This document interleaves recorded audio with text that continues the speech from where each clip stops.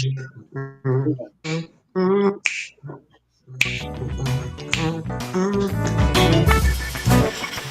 it on. Let's get it up, baby. Let's get it up. Come on now. All right.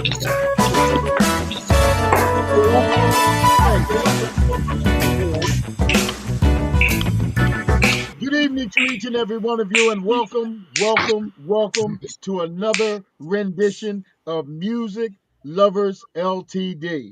I am just out of my brain, mind, heart, everything tonight because I've got a gentleman that I can call my friend.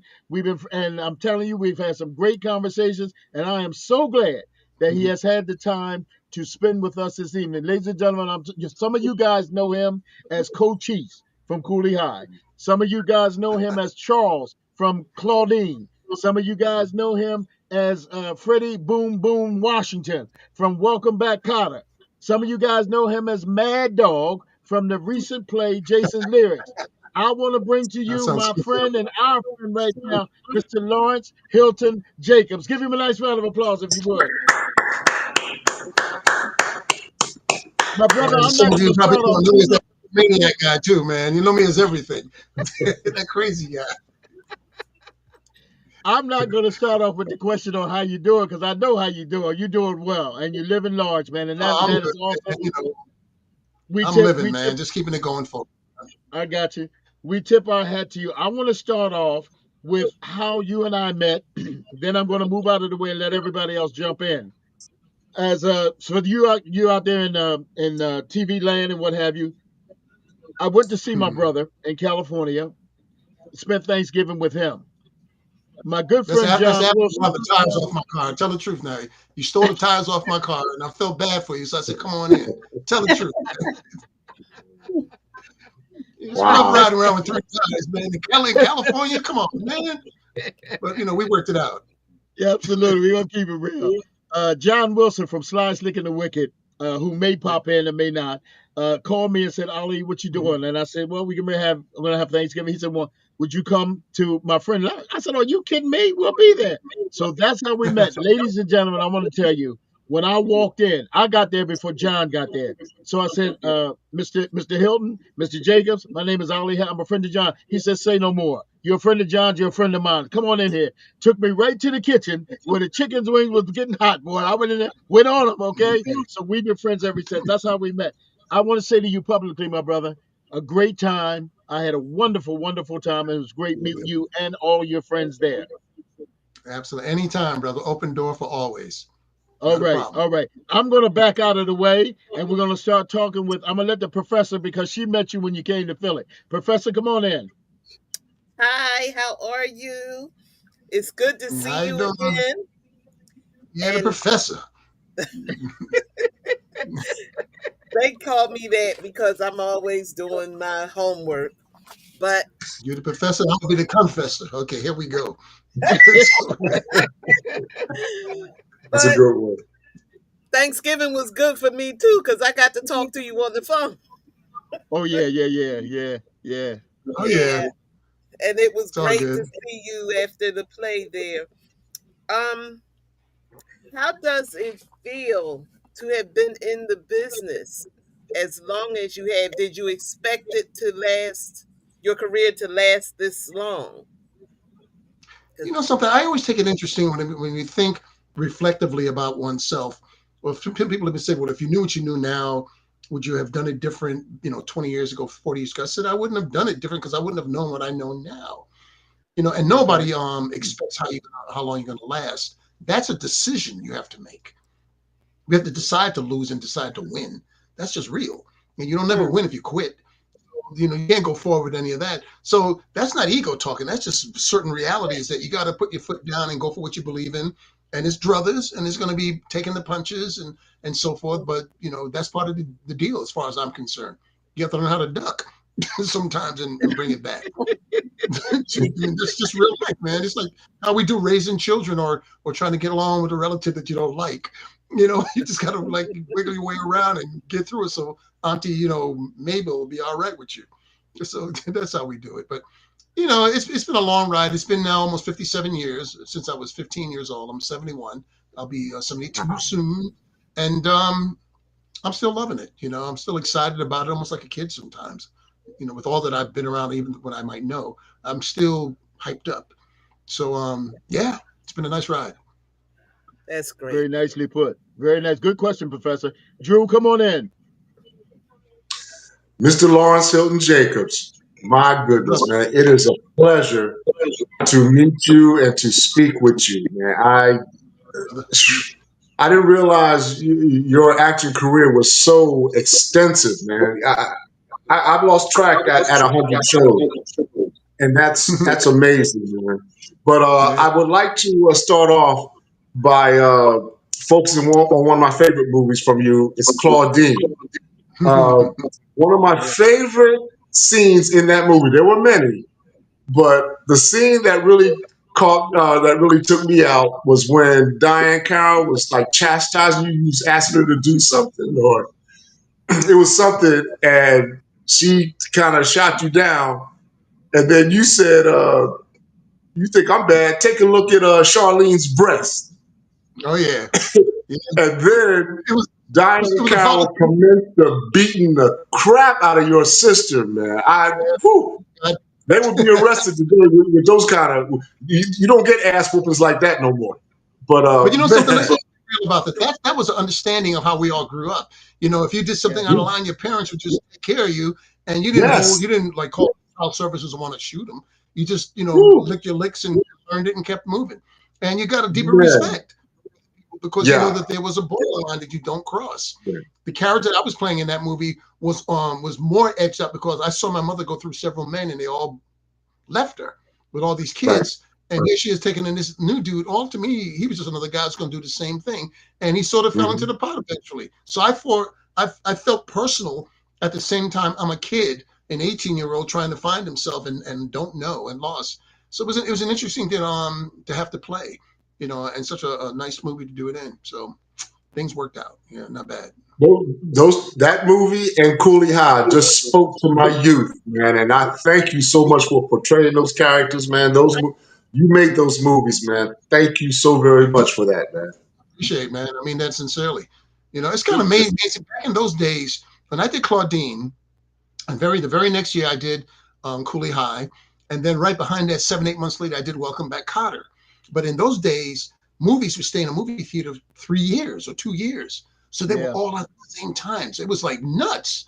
I mean, it was Claudine, it was Cooley High, it was just and I mean, it was all new to me, so I was overwhelmed and trying to figure it out. And wow, what an experience! Absolutely overwhelming whirlwind. Okay.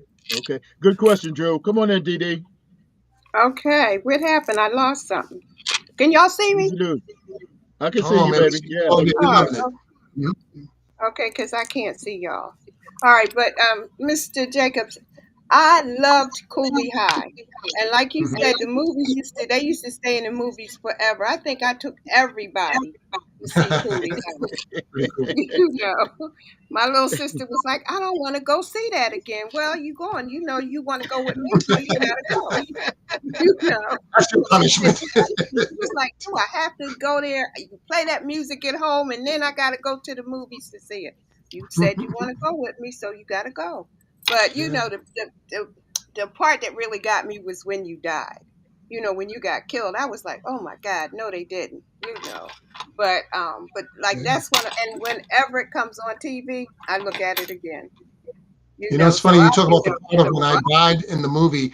For the first maybe 15 years, maybe longer, when that movie came out, my mother could not look at that ending because all mm, she saw was her child dying. It just would upset. And my older sister Louise, they would just flip out and they just couldn't take it, which is a trip. I'm gonna give you a little funny story real quick on that. When we were doing Welcome Back, Kotter, Cooley High was out. So one day after we had rehearsals, myself and one of the cast members decided to go see it, in a theater. And because Welcome Back, Kotter was popular, we hid in the back of the theater so nobody could see us. And we're watching the movie, and all of a sudden, when it got to that point when I died, the cast member who's sitting next to me, I heard him sniffling and crying. And I looked out and said, "Man, what's your trip?" And it was John Travolta. He was crying his butt. I'm sitting right next to him. And he flipped out watching the movie. He got that into it. Wow. So Wow. amazing. That is Yeah. awesome. Great story, man. Great story. Great story. Good question, DD. Listen, let me just piggyback on that. I'm going to go back to. I'm not going to do the Cooley High right now. I got a question for that, but I want to go back to Claudine. You were so damn mad at everything, brother. Everything. If the sun came up, you was mad. Oh If yeah. a roach ran across the floor, you was mad. You was mad about everything. Tell us why you were so damn mad. I mean, because they didn't pay me enough. Now I didn't get mad for that, but could have got mad. I was happy to get whatever they gave me. It was a real reflection of how young men felt at the time. The civil rights movement was still it was still edgy. It's not how it is just so available to us now because we have cable and we can stream it or get it through Right. social media. The news came on 3 times a day: morning, early evening, Yeah. and Right. late night, and that was it. And the rest that you had to get from reading newspapers or talking to each other. So you Right. felt that it was in the air. It was just contagious. That's who that character Charles was. He was a reflection of that, as Larry Jacobs, Lawrence Hilton Jacobs, went through that as a kid, being in peace marches and going down to the United Nations. And hell no, we won't go to the war and all that. So I understood his anguish, and I understood his frustration because what he knew or what he believed he knew, he had not grown up to even know how to accept that or be Right. responsible to it. So he was in constant conflict, and he also saw his mother go through 4 different men with 6 children, and they all split Right. on her. And Right. so I was hurting for her as much as I was having self-doubt in myself, which almost was reading like self-hatred. And so Okay. I was talking earlier with Al about this thing, and I said, to me, when playing the part of Charles, to me, sometimes I feel like that was Joe Jackson in training. But because he was all over the place. An angry young man was not unusual in those days, and No, trying to have a absolutely not. voice, Yeah. and so we all came Yeah. from that. Yeah. Yeah. I'm gonna go back to the professor. Go ahead, professor. Oh, wait a minute. Let me turn your mic on. I'm sorry. Let me turn your mic on. Thank you, DD. Good point. All right, go ahead, professor. Are you still in touch with any of the actors from Claudine, Cooley High, or Welcome Back, Cotter? I'm in touch with everybody. I talked to Tamu last week, who played my older sister in Claudine. 2 months before that, I was in New York. I saw Yvette, who played my middle sister. She played Patrice. From the Welcome Back, Carter. I still talk with Gabe and John every once in a while. Cooley High, I can't get rid of Glenn Turman. I see him so much. But I talked to Glenn, I talked to Stephen Williams and Garrett Morris, and every once in a while, I'll give like Stone a call. Rick Stone, who played Stone in the movie, and I saw Corin and Jackie Taylor a couple of years ago. We were in Chicago about 3 or 4 years ago, Glenn and we got together with them. So we all have some kind of still relationship. Michael Schultz, of course, is down with us all the time in meeting. We're very lucky that we were able to come out of those adventures or venues and still stay friends all these years, because we're talking about 50 years now, 50 plus years, and we still like each other, and we still are just easy. Nobody's tripping at all, and That's stuff like great. that. That's And awesome. Glenn is That's shorter than awesome. me. Yeah, he still is not as tall as I am, so too bad, Glenn. Now, so, That is wonderful. Good question. Good question, professor. Drew, come on in. Hold on one second. Let me get your mic on. Go ahead, Drew. Yes, Lawrence. At the height of your success, welcome back, Carter, Claudine, Cooley High. I mean, I'm assuming that's your peak years. Now, during that peak years, you decided to become a singer, and you actually released some albums uh, that were produced by some Motown guys, Freddie Perrin and Lamont Dozier, and it looked like you sure. was on your way to being a singer. So why? How come that didn't? Why didn't that? I don't want to say it didn't pan out because you did release some albums, but why do you think that Listen, the singer no, career didn't last as long? That's what I'm trying to say. it's a miracle to me as well. It's a different game. I mean, I've been doing music all my life. I started playing piano when I was 14, and I still play every day, which is 50 something years now. And I've been singing all the way. And when the opportunity came when I was 22ish, 23 to do the albums, I went off and I did 3 albums actually. And because the third one, which never got released, was produced by Wayne Henderson. Music game is a tough game, and Yeah. to get records played, or somebody to pay attention, or to take you serious. Because I was a guy Right. from TV, and David Right. Yes. Solar had done a record, and Donnie Most from Happy Days had done a record, and Travolta had done a record, and so they were looking at us like, oh, okay, these TV guys are tripping. And we got great reviews. I charted. I went from I got 97 with a bullet, 96 with a bullet, and then I got shot down. But so what? We did it. And I'm of course proud of the action. And now people can go YouTube crazy and get sick of me because I'm all over there with that stuff. Who knows? You know. But I never stopped doing music. I've been a session player. I played on countless records, and I just don't make a big deal about it. But it's what you do. You just keep it moving. My thing Right. is this, no matter what Hmm. you do, it's about the consistency, how you can continue to be consistent and not about you got your big ta-da moment and now you got to try to play that. That's a fleeting thing, stardom or that height. That doesn't go on forever. That's like a long temporary. And then you have to be able to ride the dynamic of how you're going to get where you're going. So that's my concentration, which is why, and I'm just patting me on the back. I'm still in the game because I refuse to just be a fool or to just let myself get caught up in mire and sink in that. It's just what's the point? You'll have your Very moments. good You're gonna feel words. like it and keep going, man. Very Yeah. good You have words, my brother. Very good words. Thanks, Drew. I'm gonna move over to DD right now. Thank you, Drew. Very good words there, Larry. Very good words. It's But real. before I move over to DD, let me say this. I'm gonna go back and just touch on this record thing. When I went to when I came down in Philadelphia to see you at Jason's Lyrics, and you sang Gloria by Enchantment. I called Dave and Enchantment and told him they better watch out because there's a new star coming out. Dave said they're coming to see you. Watch yourself. Oh And yeah. what I tried to do here for tonight, I tried to find that little clip so I could play it tonight so everybody else can hear it. I can't find it nowhere, man. I can't Oh find well. it's not on the soundtrack. I can't find it nowhere. But I know you did it because I heard you. You know what I mean? I know I did it for 43 performances. I know I did it. Yeah. Come on there, DD. Mr. Jacobs, I'm going to go to Joe Jackson. Did you talk to him, or just did you just pull it out?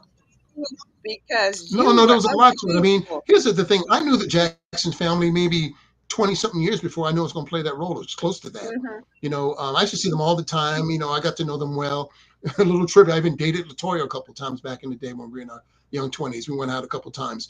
So Uh-oh, I think uh-oh, at the time hold when the I was, phone, hold the phone, hold the phone. We got some hot news now, oh, baby. that Come on wasn't in. deep. That's just real. Let me, I'll give you the dirt, in the sequel. Okay. But so, I think they were a little nervous. I think Joe was a little nervous about me playing him because my good friend John Wilson was working with Joe and Joe's management company at the time. And sometimes I would visit John or I would play on the demos, which was right next door. So I saw many things that went on or knew.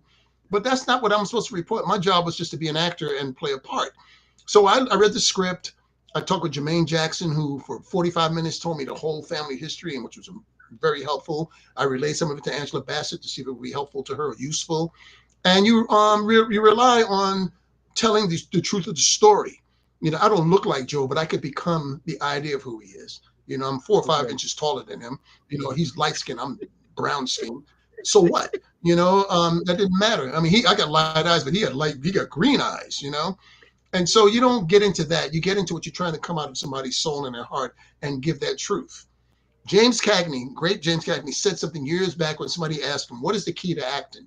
And I'm relating it to how I approach Joe. He says, "I don't know if I know the great key to acting. All I know is that you should plant your feet, look the other guy straight in the face, in the eyes, and tell him the truth."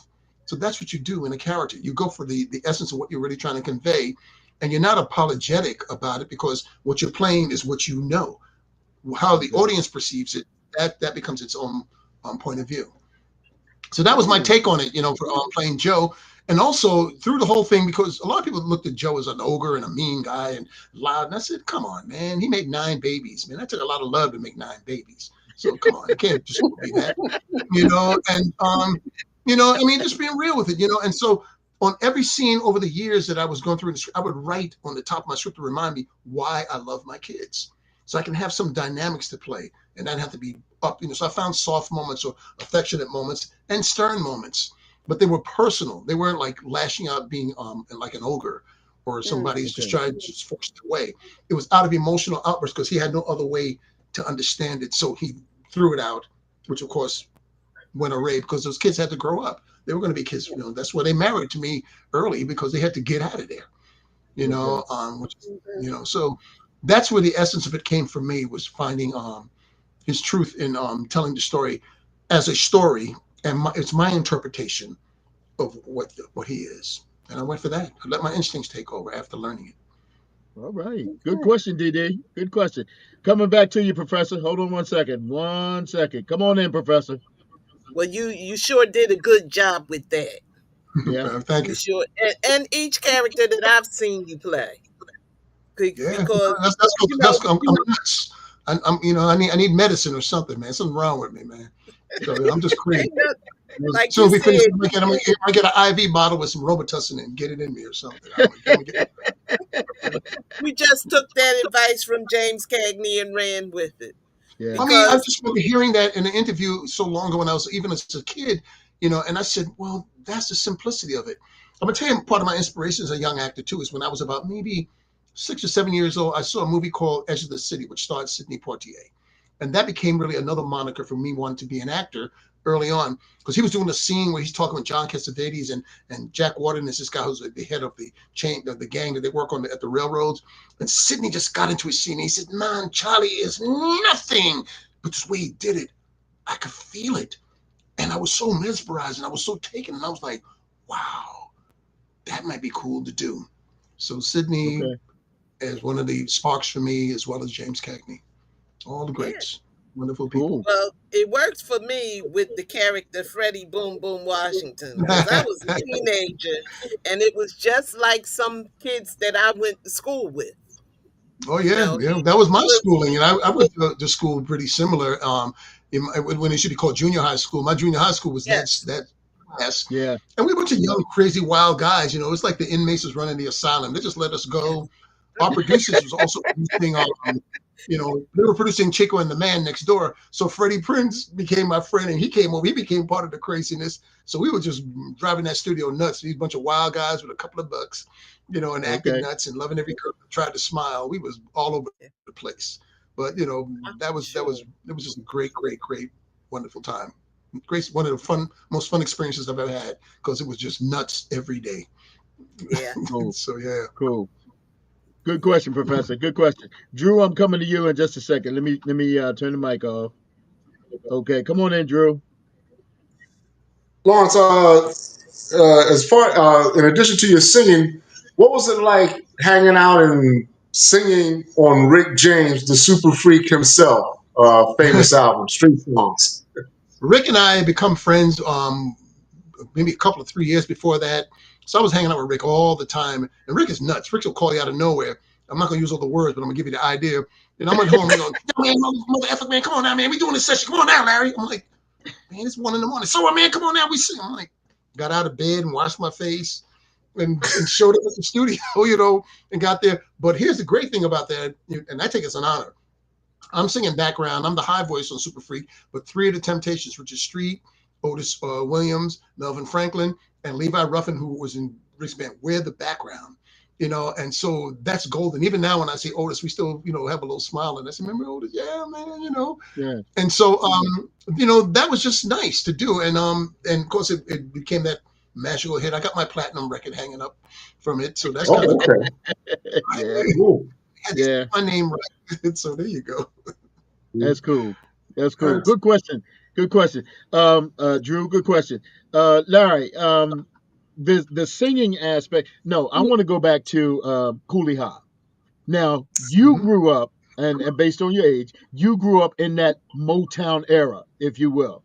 So now, Yes, yes. with that being the background of this actual movie, what did you take away from that? And I know you felt groovy with the music and the sounds and the tops and everybody there. Oh, and by the way, yeah, go ahead and answer that, and then I'll come back with something else. How did you feel with doing that movie, Cooley High? Cooley High was a great experience, but the music was not part of the movie when we did it. We had no idea. We just went up and Oh, told a really? story, and it was a coming of age thing. Michael Schultz thought of that stuff after we had shot the movie. And when it was in this rough cut stage, he would just put a little bit of Motown music here, Motown, and then eventually it became a part of the flavoring because that music made the movie even more authentic. And to show Yes, you it the did. difference of the movie, the first time I saw the movie in a rough cut, myself and Glenn Turman went to see it, and there was no music and there was no sound in it, and we just thought it was not a good movie. We was like, all right, we better find another job because we didn't understand it takes time to process a movie. The next time we saw it, they had color timed it. They got the edit, and they had added all that Motown music, and we were like mind boggled because it Okay. was those classics at that time of how we grew up, and it Yeah. authenticated the times of that movie. It gave it a larger than life feeling, Yeah. which Yeah. was a low budget movie, but it made it bigger than that. And Okay. so Okay. the experience of the Motown effects, although I grew up in those times, was after the fact in the movie. So I was just Wow. like I any didn't other know audience. that. I don't think I didn't. yeah, man. I didn't know that. I didn't know that. That's awesome. Mhm. The second part of this is not a question, but last week my guest was GC Cameron, the guy who did the music when you died. It's so hard to say goodbye to yesterday. And Yeah, he good had some brother. very nice things to say about you as an actor. You know what I'm saying? There's some very nice things to say about you. So now that I know the music came after the movie was already set, that's a real nice thing. Real nice thing. Real good. You know what's magical Professor. about movies? When you go off and make a movie, at least typically in those days, you would go off and shoot a movie, you cut it together, and then you would whoever you decided or who would come along to do the music usually had a very short window. They come in and look at the movie, and 3 weeks later to a month later, the music was done. So they Right. were writing it as they felt it. So again, Michael Schultz, the director, to have that kind of a sight to do that.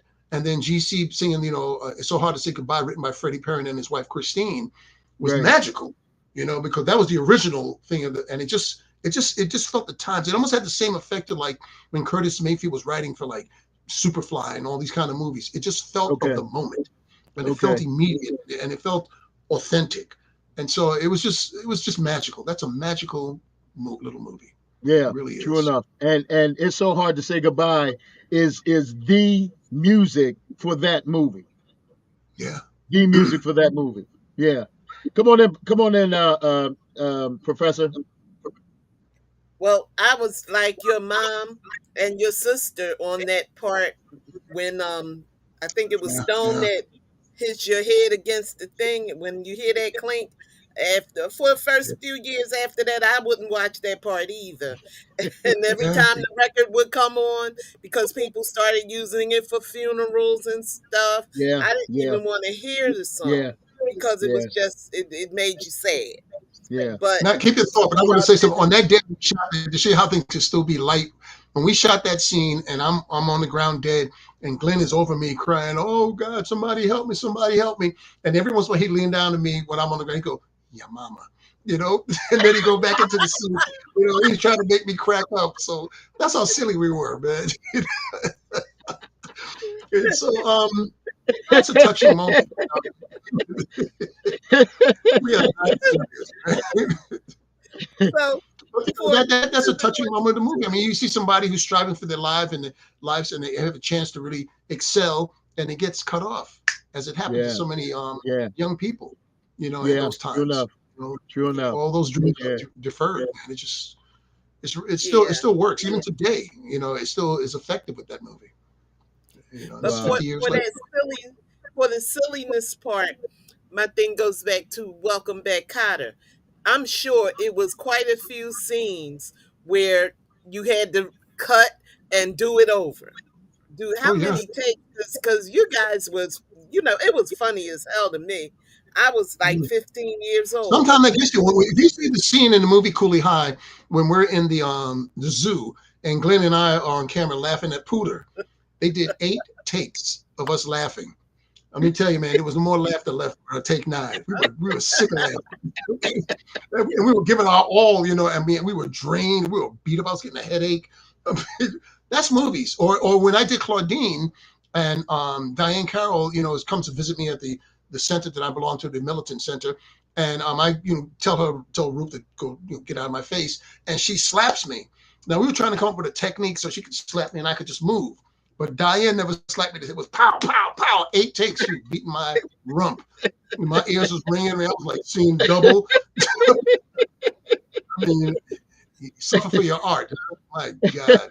So, It can get, or even I That's can tell funny. you, even in the Jackson, we did a thing in the Jacksons movie where um, I'm at Reeve's wedding, but I don't want to be there because I want to be with the boys on tour. So I give her a hard time and insult her. And then there's a long shot of me walking all the way through all the people at the wedding. And I come and I sit down at the table with Angela. Well, we had wind up doing 11 takes because it was a difficult move for them to do it, mechanically and technically. And after, 10 takes, my mind just went blank, Yeah. for a minute. And the director was feeling bad for me. I said, just give me a moment. I said, you mind if I go outside and come back? Give me a minute. And we were shooting in Pittsburgh. It was freezing cold. So I went outside and I froze me awake, and then I came in and we got the take. But in the take, I was so hyped up into it that I picked up a spoon and I just threw it on the table. And if you watch Angela, you see a flinch. It's for real because she didn't know I was going to do it because I didn't know I was going to do it. It happens in moments sometimes, like you get those spontaneous moments in doing film. But it's, a lot of times the film is repetitive. I don't care what scene that you shoot. You're going to shoot it usually 10 different ways. You could have to shoot my coverage, your coverage, whatever coverage you're trying to get. It's usually two or Right. three, four takes from that. So you wind up doing it 10, 15 times, and Okay. the magic of it is that when they assemble it, which they call cutting, editing, it has a flow, but it's all done Well, right. individually. Yeah, it's pretty Right. amazing. Right. Good question there, Professor. Come on, Drew. I'm coming back to you. Let me lock down the professor. Come on, Drew. Okay. In addition to Rick James, I also learned that you recorded and or performed with groups like the Silvers, Curtis Oh yeah. Mayfield, and the Precious, and the Gap Band. Okay. Man, you very accomplished. What was it like working with those groups? I mean, we were all around each other all the time. In the mid '70s, you still had to go to recording studios. Nobody had studios in their homes unless they were rich, and so we would always see each other. And over here, the Jacksons would be recording Natalie Cole, and we'd be over here with the Gap Band or War or whoever, and we were just around each other all the time. So it was exciting. We had fun trying to one up each other. Lonnie Jordan from the group War became a Yes. good still is, and both called each other LJ. But of course, he played keyboards and I played keyboards. We was always trying to one up each other on the piano, so that was our little thing. And it's exciting, and it was everybody was just a part of each other. Nobody was tripping, other than to try to get the work done and move it forward. I mean, sometime when So I would watch Michael Jackson record, I saw Michael get, upset because everybody thinks Michael is all angelic and this and that. Nah, he's from the hood, like, and it's good. Okay. So, and he would let it out. Somebody said, "Nah, man, that ain't what I wanted." So, okay. it's hmm? Oh man, that's Yes. awesome. Good question, Drew. Good question. Come on in, DD. Let me move you around. Hold on one second, baby doll. Okay, come on in, DD. Now, Roots, when you were in Roots, how, I mean, it was such a big cast and everybody was in Roots, and I mean, I looked at that. I made my kids look at it when they got old enough if I could find it, but that I was glued to the TV. But how did you feel with all those stars you were with? You don't get off on the stars so much Hmm. because they're actors and they're people you have to work with, but the experience and the height and the class of that production was mind-boggling.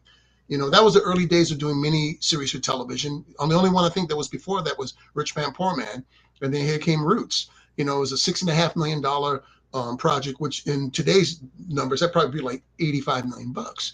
Hmm. And so it was high end, and even when I was going to do my part, when I got cast, I went on the set to watch Lou Gossett and John Amos work just to get a feeling of how to do it, what they were about.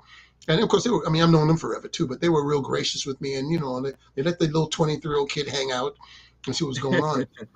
But the experience was amazing. But you don't see everybody when you're doing it.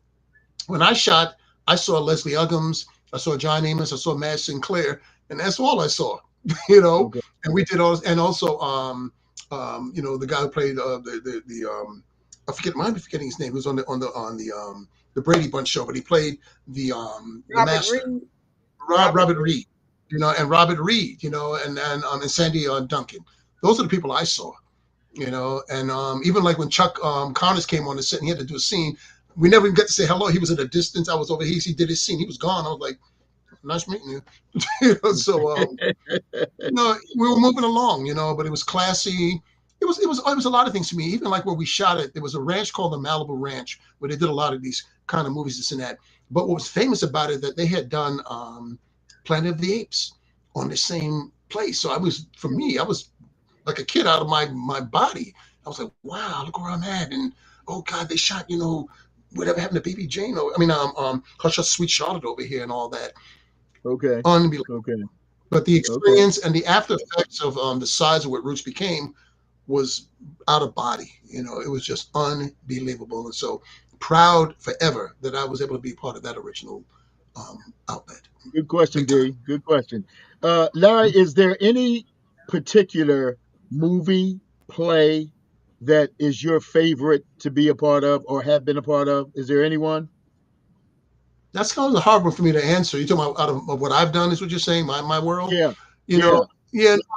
yeah. Each experience is its own, and so you enjoy that. Of course, I love doing the Jacksons. I love doing Cooley High, but I can say this on top: the most fun I ever had was doing Welcome Back, Cotter, because we were a bunch of crazy young boys cut loose, Okay. and they let us go nuts.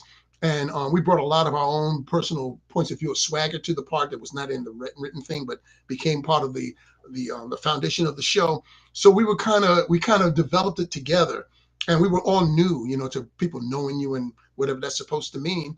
And for all of us, it was amazing to be able to have a steady job because none of us had that before that. So that was mind-boggling, you know. And I enjoyed anything I've ever done, but they're all different. Okay.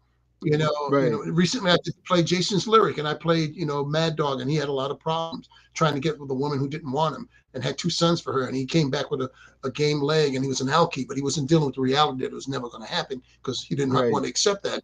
That was a lot to play, and it had to sing on top of that, you know, Yeah. with some real quick changes. As you guys saw the play, I was like, Jesus Christ, you know. Yeah. But I enjoyed that very much, and you make it work. For me, whenever I Okay. do a role and it's finished, then it's over. I'm like, oh, okay, well, I did that. Okay. And sort of reflectively look on it, because I don't look at my own films and stuff like that. Even sometimes, somebody in the house say, "Oh man, Cooley High's on." I'm like, all right, I've seen it. And, you, Okay. you move on, you keep it Okay. moving. All right. Come on in, Drew. Lawrence, how do you feel about the term black exploitation being applied to movies during your heyday? How did you feel I about that term being used? No, I feel strongly about that. It was a deterrent towards letting those movies have its own life.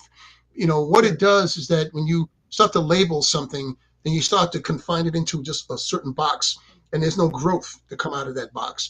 And then, unfortunately, with those kind of movies, because they were making a lot of money, the scripts got shoddier and shoddier, and the direction got less and less, and they were just throwing them out. They were making those things for $500,000 and $600,000, and they were making $7 and $10 million at the box office. So that's what Wow. it became about.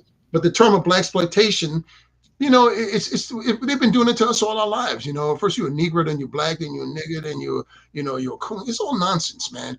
These tags Yeah. that get put on us or people that we have to live with, and then that becomes the thing they run with, and what it's about gets lost. The substance behind it, or that people were working, or it could have been revolutionary.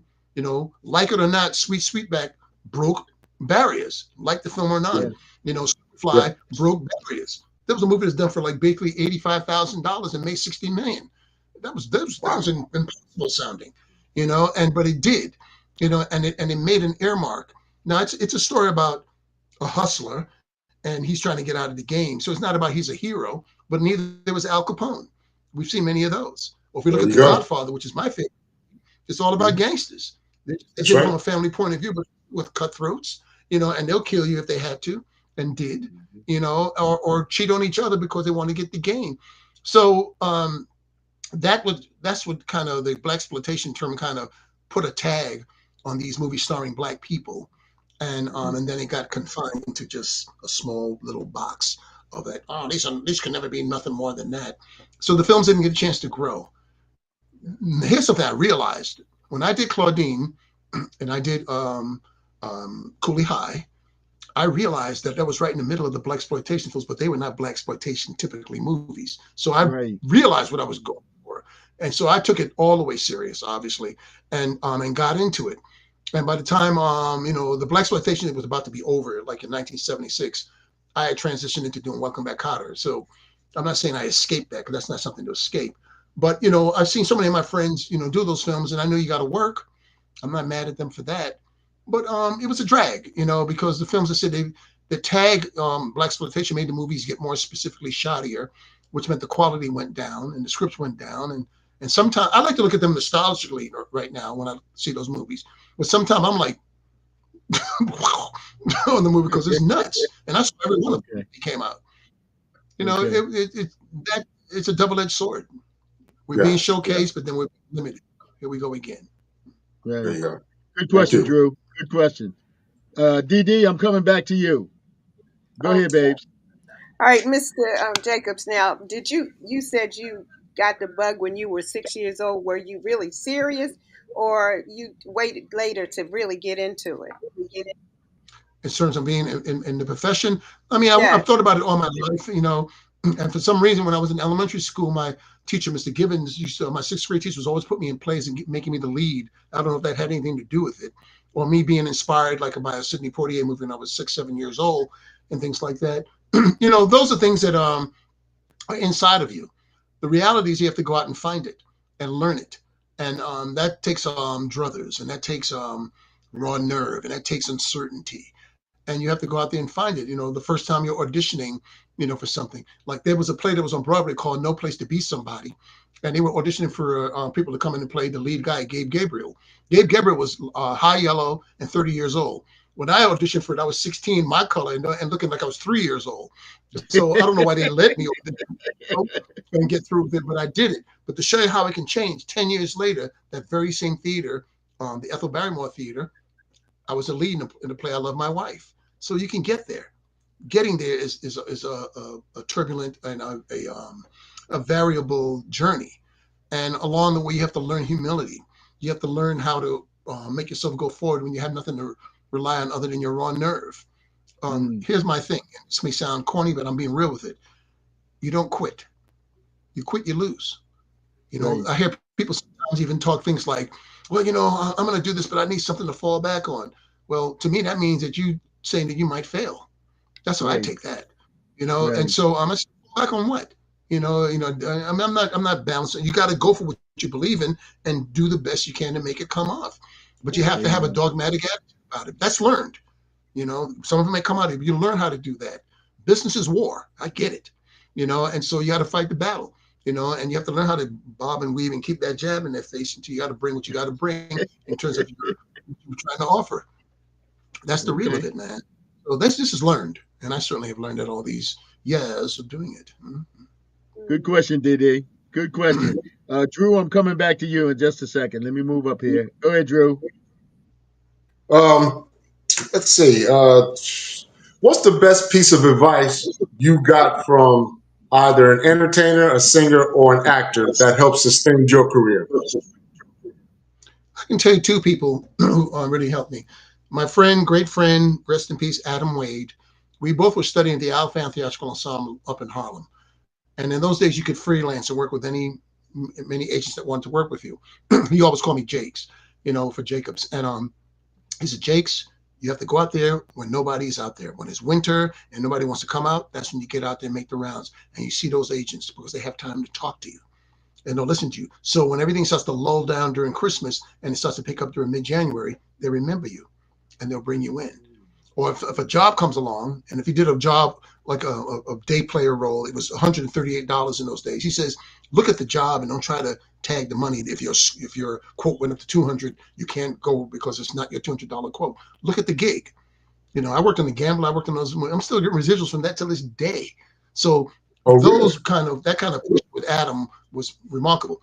Another person who told me, who I really didn't know, was Telly Savalas, who was doing Kojak at the time, and I was Kojak. at some premiere in New York City, and he was looking at me and he was smoking a cigarette. He just looked at me. He said, "How you doing, kid?" I said, "Good." He said, "Whenever it's your moment, kick their ass." Okay, and walked away. I said, "Okay, thank you, Mister Okay. Savalas." I was like 22 or something, and so we have to be definite. but we have to find a way to be definite. Where do you come from? You come from your truth. We know our limitations. We know when we're BSing. Come on, man. And so, or in your privacy, you can go nuts and tear the walls up and get it together and go face the world because nobody has to see that. But I'll give you a Right. chance to get yourself together. If you're broke, you can eat oatmeal for 4 or 5 days, which I had to do many times, but that'll keep you going. I'm not making an announcement about that. And I'm not saying that, pat me in the back because I did that. We do what we got to do to keep going, but you got to keep going forward. That's living life and being in entertainment, which is a tough game, or raising children, which is never easy, or trying to get a job when most times there's no jobs to get. How do you keep persevering? How do you keep going forward? That comes from another place. The heavens, your heart, your truth is where that comes from. And you have to Wow. also decide and realize and accept that you are worth something. Your life has merit. You're not a piece of throwaway. So yeah, that's what I got from my friend Adam. And people Great like That's a that. words, great Yeah. man. explanation, sir. Thank you so Great much. words. Great words. Mhm. Good question, Drew. Coming to you, Professor. Okay. This is almost like a two-parter. Have you ever considered writing a book on your life? And if you did and they made a movie out of it, who would you want to portray you? Oh, we get Forrest Whitaker to play me. That's a perfect casting. So that'll match. You know, uh, I don't even know. I mean, so many people have asked me, "Man, oh man, Larry, you're a writer. You should write your memoirs." This and that. I said, "I'm going to get to it." I mean, in her last days, and I stayed real close to Diane Carroll. I was around her a lot, and she had written her second book. We were out for dinner one night, and she was telling me that Sidney was mad at her because of some of the things she said in it, and so forth. I said, "Well, he said some stuff about you in his book, so what's he tripping for?" You know, that I will do one day. Who would play me? Who knows? I mean, actors, change all the time. I would just hope that they would get. To be honest, I wish they would get a new actor, so you would believe the part a little bit more. Sometimes you bring somebody who's got a little bit of notoriety, you see that first. You see Brad Pitt in a movie, you see Brad Pitt before you see the part. Sometimes, depending on the part. There's only a few people who can really be real chameleons in parts like a lot of the early Robert De Niro and the Al Pacino. They would just absorb themselves in a part so much that you forget, that they're the actor and so forth. So I would hope that they would get some wonderful actor guy who could be believable as me, and doesn't have to necessarily look like me. Like I didn't look like Joe, but you believed it because you find the Right. essence of the person you know. Right. And so, Right. or even like, I mean, it can go down the line, with Cliff Robinson played John F. Kennedy. You don't look like him, but you believed him, because of how he played it, or Gary Busey had done Buddy Holly. They became the essence of that person, and you bought that flavoring, or Angela Bassett doing, Tina Turner, which is brilliant. And Larry and Fishburne, you can't call him Larry, got to call him Lawrence, but I call him Fish, playing Ike Turner, just brilliant people. Good question, Professor. Good question. Larry, let's very quickly, let's talk about what you're doing now. I mean, you and I had conversation. You did some with Glenn, and what are you headed to? What are you what's on the agenda? And the agenda is I'm going to drink some of this. That's the agenda.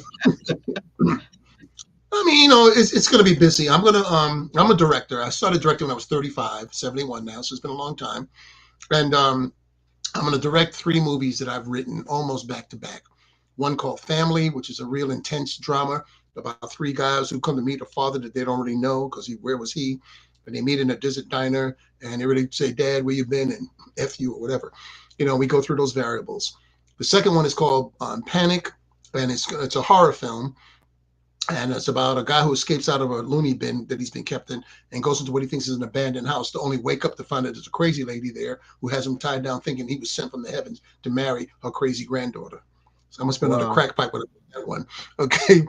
And the third one is called Max, which is about a guy who's in his mid 70s and everything was okay. And then all of a sudden he starts getting senility moments and he has a heart attack and he's forced to live into a nursing home, and all of that situation happens, and finds out that he had a long lost daughter he never knew he had. So how do you start from now? Because it's 40 something years later. 2 of those films Glenn Turman will be in, and Okay. I'm going to direct them. Okay. Well, So just to that's let in you general. know, That's going. Hmm? Oh, I said just to let you Sorry. know, here's some extras here that we're available. You know what I'm saying? Oh yeah. Oh yeah. Yeah. Come on, I got you, brother, man. I want everybody except the guy with the balloon. Okay, everybody's in the movie but him. That guy. All right. We're gonna Yeah. go around and say our goodbyes. Drew, I'm gonna start with you. Go ahead, bro. Lawrence Hilton Jacobs, thank you so very much for chatting with us, explaining your career, the advice that you gave, the stories you shared. They are priceless as far as I'm concerned. Much respect to Thank you. you and much success to you going forward in your acting and directing career. Thank you so much, sir. Thank you, brother Drew. Thank you. Come on in, Appreciate you. DD. Let me find you here first. All right, go ahead, DD. Mr. Jacobs, it was a pleasure meeting you and talking to you after seeing you so long on the screen, and everything that you have done. And I was, like I looked at your bio and I said, wow, he was in all of that. But it Yeah. was a pleasure meeting you and talking to you. And I wish you luck in anything else you plan to do. Thank you, Sister D. Thank you very much. All right, Professor. Get ready. Come on in. Let me grab it. There you go. Come on in, Professor. Well, it has been truly wonderful to see you again and talk with you. And thank you for sharing all of those stories and giving the insight to the business. And since you're not going to Oh, quit, keep going. And whatever comes thank you, out, I'm Professor. going to And be I'll see the confessor. No problem. I'm going Thank to you very be much. watching. Hopefully, Yeah, yeah. when Ali comes out for Thanksgiving or whenever he comes, I'm going to sneak in his suitcase. He won't know. It'll just Oh, show up come on. and he has Let me to tell you, weigh it. my house, food never ends, so that's forever. There's a lot of food. So it's all good. I just need two wings. No, I got you covered, man. Thank you, Professor. My brother, Larry, it's been great. I'm glad that we finally had the opportunity. I mean, with you being on the road and schedules and this, that, and the other, that we had to do this. And I know I speak for the Professor, Drew, and Dee. They are very, very excited about the fact that you spent time with us, an hour with us or so here this evening. We cherish all of these shows that we do because we've had some really, really good ones. This one is going to rank up there at the top as well because of the Well, relationship that we have with you. So I thank you for that. Go ahead, brother. I don't want to cut you off. Go ahead.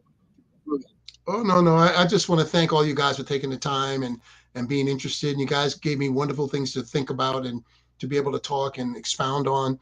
It's an absolute pleasure from my side. It's no weight on me, except that guy with that maroon hat. I don't even want to see him again. Okay, that guy. I'm messing with you, Al. I know. Thank you guys very much. It's been a nice experience. It's been cool.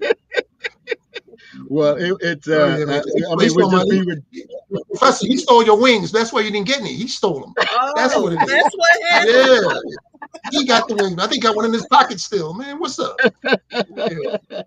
He can man. I keep tell you, that they, one. they were very good, baby. I'll tell you that much. It's very good.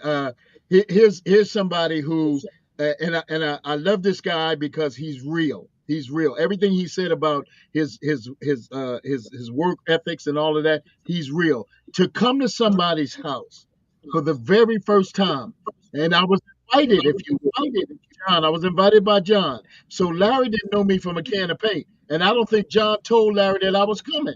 But when I walked up to him and said, my name is Ali Hackett, I'm a friend of John Wilson. That's all I had to say. He said, you're welcome, come on in.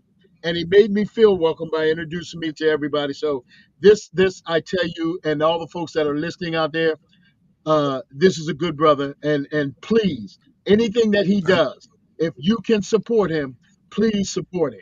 He's been around for a long time. He's earned the dues. He's earned our respect, and he certainly has it. So I can't you wait got to to support it, man, because I got to keep buying my granddaughter leather jackets. Right. So please, support a brother.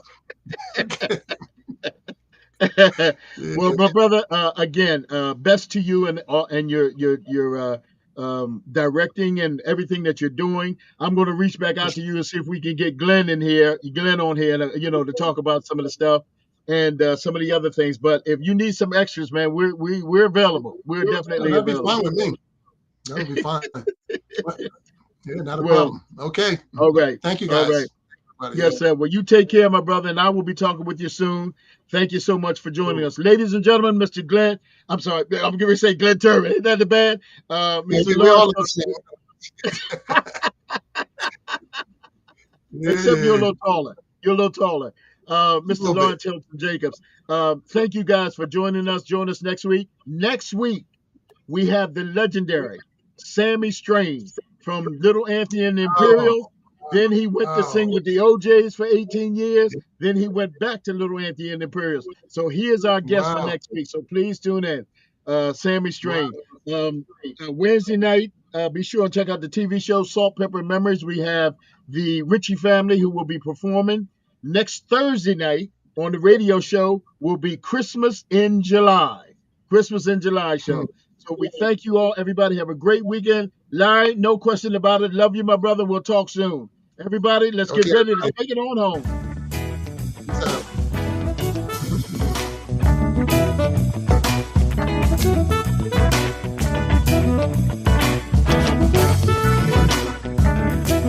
Everybody have a great weekend. Fantastic night. Take care. Okay. Talk to you, Larry. Okay.